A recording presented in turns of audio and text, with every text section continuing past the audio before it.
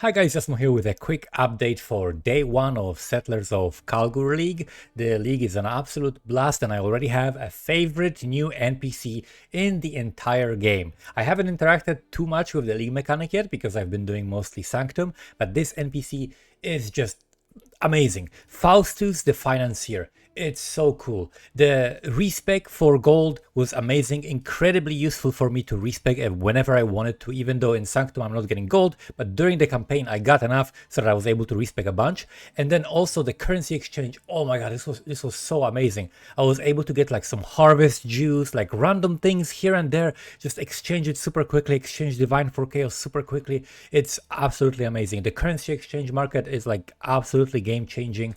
I love everything about it.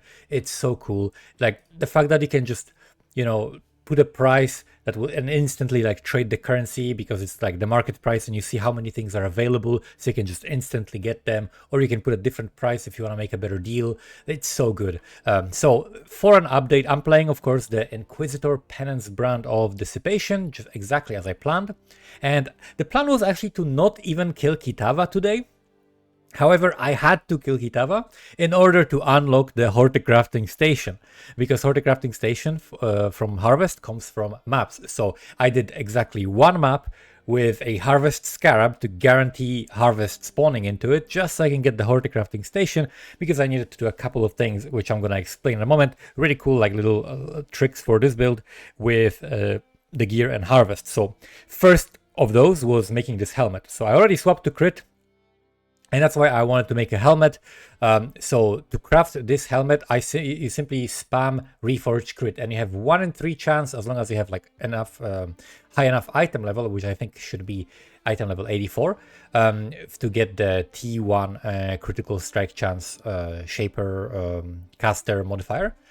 So I spammed crit and get like 1 in 3 chance, and then whatever, if you get random other supports, you can get hypothermia, which is the ideal thing to get. You can get other things like lightning damage to spells, which I got as well. So you just get anything usable with like 3% chance to crit, and it's gonna be already like better than a 5 link or something like that. So this is what I would highly recommend if you're playing the same build as me, as soon as you do your Uber Lab, right? So I did Uber Lab, and then I made this with the money that I got from Sanctum.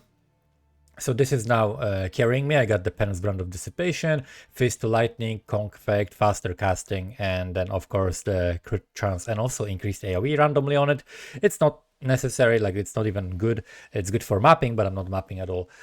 So that's one thing that I needed Harvest for, to just Reforge Crit, and it's very cheap. It's 150 blue juice for 1 try, and it's 1 in 3, right? So it's like 450 blue juice on average, and you just can just get blue juice from Faustus. It's amazing. And then the second thing to do with Harvest, which is very, very useful, is to craft temple gloves. So I was searching. I had like a search prepared before the league for temple gloves that have a life modifier, an open prefix, a temple resistance modifier, any one of them. And then, you look at some other suffixes that it has, and it has something good, that's good. So you don't want like 3 resistances, because then you cannot swap the res, because you want the cold one, which increases damage with hits against chilled enemies. That's going to give you the most damage, because eventually we're going to cap crit and we're not going to need the crit one. So this is a really, really good modifier that you can get. I got these gloves for I think 20 chaos.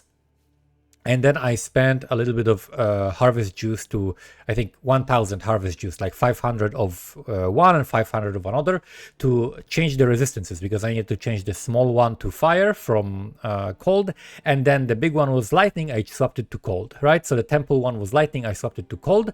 And then because it has life on a prefix, which I was searching for, and an open prefix, I also can craft increased damage while leeching. And there is a leech tech that we have on this build that I'm going to explain in a moment, which makes it absolutely amazing. We got basically permanent uptime of this. So this build is using Petrified Blood. And when you are in Petrified Blood, so we have 55% life here, and we are stuck at 55% life, and it cannot be recovered above 55 because of mastery. Normally it's 50, unless I use a flask. So if you have leech going on, which we have from Doriani's lesson, right, from a cluster jewel, and you can get leech from some other places too, like flasks and stuff. So if you have leech going on and you cannot fill your reserved life, you have perma leech, right? You have over leech essentially going on. So this is why this is so powerful, because we have leech going on at all times from the gloves. So we have 43% increased damage here. And then also Carnage Heart, which I bought because it's very useful for the attributes as well as resistances, and then it also has increased damage while leeching as well on top of it. So this is like an amazing amulet. I would highly suggest getting it early on, and then you can anoint something very cheap. Like I anointed Winter's Embrace because I want consistent freeze, so I'm freezing monsters more often because I have 60% increased freeze duration, and then if I happen to shatter them, so like while clearing, I also have more damage. So this is the second thing that I did with Harvest and that I needed it for, right? The resistance swapping, and then I needed it for the Reforge. Yeah, the helmet. Also, another thing I needed is Betrayal Crafts, right? Because for the helmet, you want to have the +1 to AoE gems as well, with the increased AoE, but the +1 is the important thing. And for gloves, you want the leeching. So what you want to do is you will just go on trade and you buy 1 Chaos helmet with a veiled prefix modifier. So you just type in the search and PoE trade veiled, and then you look for helmets with veiled modifier, and it says veiled prefix or veiled suffix. You get the ones with veiled prefix, you unveil them until you get AoE, and then you craft that AoE on your helmet.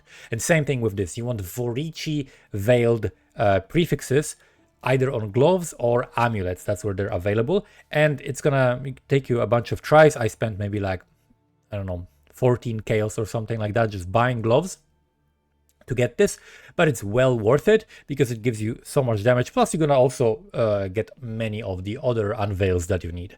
And then I bought a few Ichors and Embers, again through Faustus, the fucking amazing NPC, and I put lightning exposure on it. Lightning exposure is good before you go full crit. Once you go full crit and cap crit, it's useless, and then you would swap it for something like hinder or something else. But then the important part is the red one, Searing Exarch, Unnerve. So that's basically just 10% increased damage taken to enemies, just boost to your damage. That is very, very cheap to get and well worth it. So those are the 2 pieces of gear that I actually crafted. The remaining pieces of gear that I got the wand that I basically sniped from trade. The way you want to do this, you go to POB, you import your exact character, and then you select the option trade for these items, and then you look for items, and you're gonna have, you sort by like weight, the highest weight, and you're gonna have like stuff for like 1 divine, 2 divines, 1.5 divines, 5 chaos, 2 divines, 3 divines, 1 divine, and so you just buy the 5 chaos one. And because people underprice because they don't know the real value, and neither would you if you wouldn't use that option, right? But this is like a really, really good wand. Has tons of increased spell damage, lightning damage to spells, cast speed, crit chance, crit multi, and some mana, which doesn't really matter. So that's what I'm running on as a weapon. And then I have the Rise of the Phoenix. I bought it very early on. So Rise of the Phoenix, Carnage Heart, Lori's Lantern, and Call of the Brotherhood, as well as Kalisa's Grace Gloves. That's what I bought very early on. So if you didn't know, I'm gonna recap like the League Start plan, which I gave you, and this is exactly what I did. So I got to Act 10. I ran the lab, Merciless Lab, until I got a bunch of gold. I got like 20 something gold, and then I also needed a little bit more because some of these things were pricey, and I was very early to the market, so the things didn't come down in price yet, and I wanted to buy them right away. So I ran like 5 or 6 contracts in Heist for some extra chaos and chaos recipe, because I had a bunch of items for the chaos recipe, but I didn't have like amulets and rings. So I ran like 5 contracts very quickly just to get some extra chaos, and then I managed to buy everything. I was like level 66 or 67, something like that. I got my Penance Ground of Dissipation to like level 18 in the lab already, so I didn't need to run lab anymore. So I just went straight to Sanctum. I did the quest Sanctum, 3 first levels, and then I bought another Sanctum. I did 3 first levels, and then I finished them both. Sanctums are a little bit difficult to buy, because lots of people are dropping them, lots of people have them. They're not really worth that much, right? So people don't want to overpay for them because there's like a huge abundance of them, but there's also like a huge amount of people buying them, so there's like a very, very large turnover, so people just get spammed, right? Like the value of these, I keep buying them for about 12 chaos, something like that. Sometimes you can snipe for 12 chaos, sometimes for 10, sometimes for 15, sometimes you have to pay 20. It doesn't really matter that much. But like around 12 to 15 is where I bought most of my Forbidden Sanctum tomes. But you can just pay like 20 chaos, it will still probably be fine. However, they'll easily like go down in price, most likely, because you know, you want to move on to higher levels. Not that many people are going to be running them, and the people who like put them for super high price because they get spammed by 40 people instantly. These 40 people, they just get them from someone else, right? So so that person is going to have to lower the price anyway. So yeah, and when it comes to the gear, I got Impulsa as well. So the good thing about the helmet is that we don't have to link it. I don't have to 5-link it or 6-link it or anything like that. Main reason to get Impulsa is because I'll just use it later, so might as well just get it right away. And then basically it gives you some extra damage, right? You have increased damage if you shocked an enemy recently, and then increased effect of shock, which is basically like a multiplier if you're not reaching the shock cap, right? And then of course the explode, which is going to be useful later on when we get into the maps. Other than that, for boots, it's just I searched for boots with 30% movement speed, life, and some res. That's it. I bought the cheapest pair I found. I think this was like 5 chaos, like complete steel. Maybe no, maybe like 15 chaos or something like that. Certainly not too much. Like maybe like 15 chaos, yeah, something like that. And then I bought this belt also for very cheap.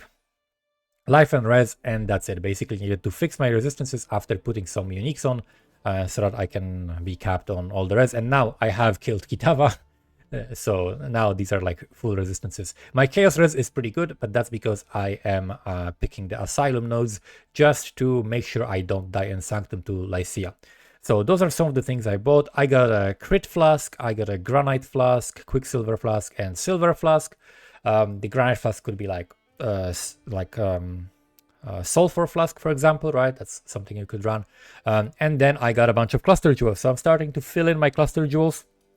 I crafted myself remarkable clusters. You need 3 remarkable clusters, so I crafted them, just alt spamming until I get remarkable and then trying to get something else on it. And on one of them, I managed to get the Seeker runes, which is one of the notables I want on one of them. On another one, I want like Grand Design, and there is another node that I want on the third. And then also the other medium cluster that I have is the increased effect of non-damaging ailments with Storm Rider. So ideally you want Storm Rider and then Freeze Prolif.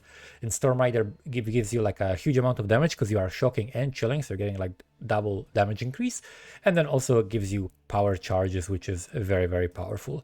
So that's basically how the tree looks like now. We swapped to crit, we got our Uberlap done. I did Uberlap before I killed Kitava, so I was about level 80, 82, something like that, and I did Uberlap, and then after that I had to swap to crits. I was like, okay, fine, I'm gonna kill Kitava, and I bought the belt with the resistances, and then I did that. And the build is performing very, very well. I can show you some footage in the background from me running Sanctums. I've been running Sanctums between level 70 and 75. Right now, my character is level 87, so quite over leveled for that, so I'm not getting that good of an XP. However, right now I'm running like a relic that's gonna give me a bunch of XP if I stack coins, so we'll see how that goes. When it comes to the gem setup, it's very straightforward. I already explained the penance brand. Then we're using shield charge, faster attacks, momentum. For auras, I'm using haste. We're using precision and vitality on our life because they have absolute, not percentage values, so they're very easy to reserve on your life with the arrogance support. Then we have petrified blood as well as zealotry as well. So zealotry with the guardian's blessing with summon stone golem tech is working very, very well. You basically summon the stone golem, press the zealotry blessing, and it lasts about as long as a divine blessing would last. It's basically the same thing. It's literally just divine blessing, except you have to press 2 buttons if your golem died. But if your golem haven't died yet, you can just refresh the golem, right? And so you can like keep it up actually permanently, unless the golem is taking heavy damage and dying, right? But you can actually keep it up indefinitely if it's not taking damage. So very, very nice that you can still run an extra aura and it's not really an issue. And then we also are running Wrath as the last aura. And that's basically it. The build is super fun to play, super good for Sanctum. The only thing I need to do now is to just like keep scaling the damage. Keep scaling the damage, keep getting levels to fill in the cluster jewels, get a little bit better cluster jewels, keep leveling and keep stacking currency. Made a few divines, upgraded the gear a bit, and we're gonna see how day 2 goes. I haven't interacted with the league mechanic yet because I'm basically gonna spam Sanctum until I make a lot of currency, and then we're gonna do some maps with like a juiced up build, and then we're gonna farm stuff for the league mechanic, because I think the league mechanic is amazing and I intend to play this league for a long time because I think it's one of the like best leagues they've ever made. Really amazing. This strategy is working. I ripped one Sanctum that was very rewarding. I had some like really good stuff. I had divines and shit in there and I ripped it, so I was very unlucky. But other than that, it was going really great. It's expected. Sometimes you're gonna die. It's a risky strategy in that sense. So don't feel sad if you die. Just try to not die too much. If you're dying like multiple times, if you're dying, you know, like frequently, then you need to adjust something with your build, or you need to adjust something with your playstyle. Maybe like record your gameplay and look at the replay and see what went wrong, or maybe try to like watch the guide like from phase again and see like what afflictions maybe you need to avoid and stuff like that, or just make your build a little bit more tanky. But that's it. Thank you so much for watching. I hope you're having a great league start, and I will see you guys next time. Bye bye.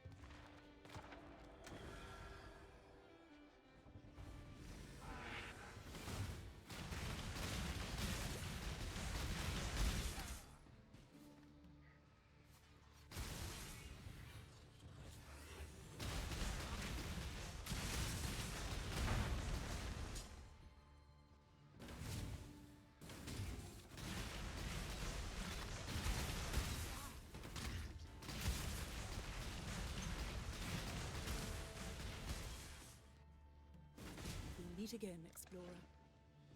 It was nice to see you again.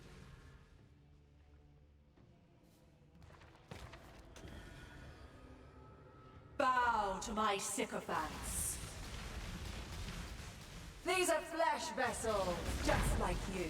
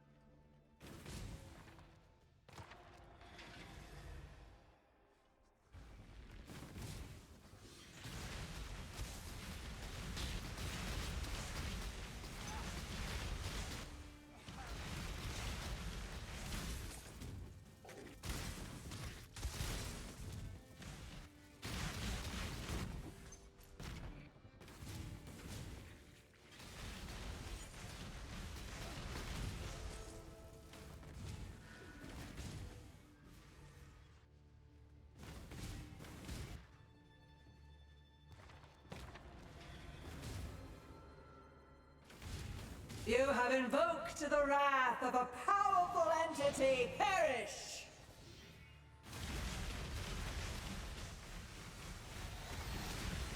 You have challenged my legion, but you will succumb.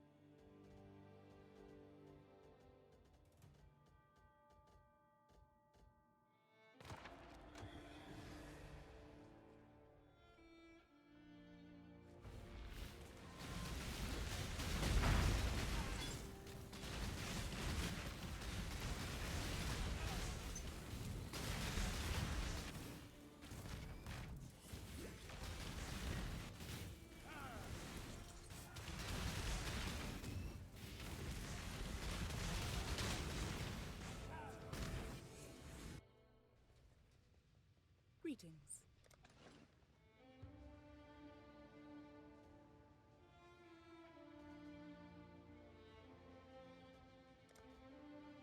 This should help. A bit. It was nice to see you again.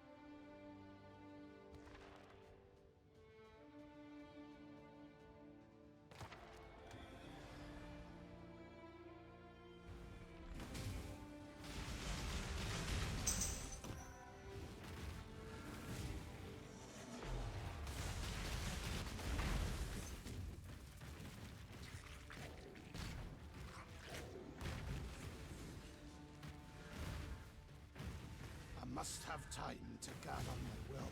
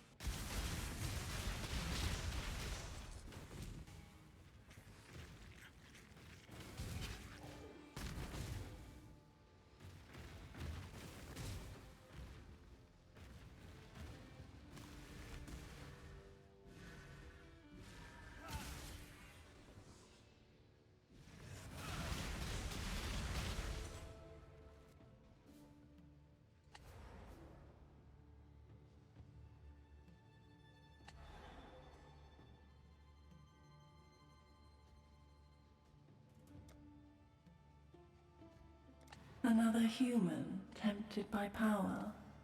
A mortal after my own heart.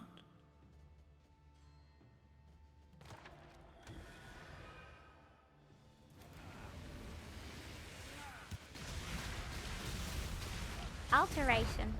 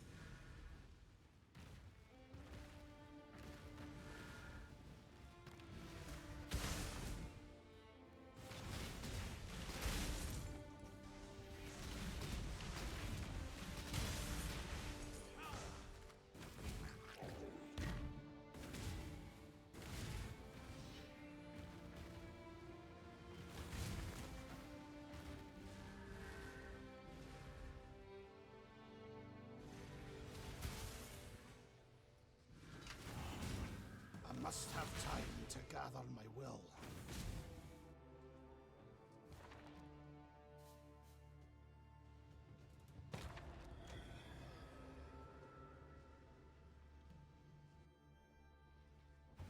Stop interrupting my work.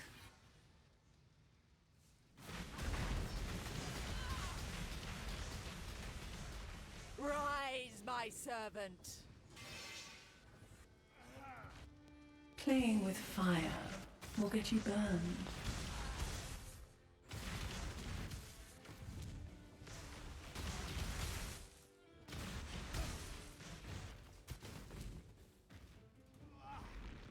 I do so enjoy torturing you.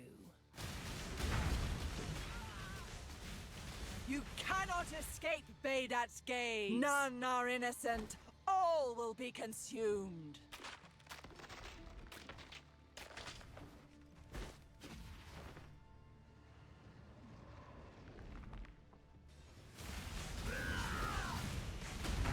You will know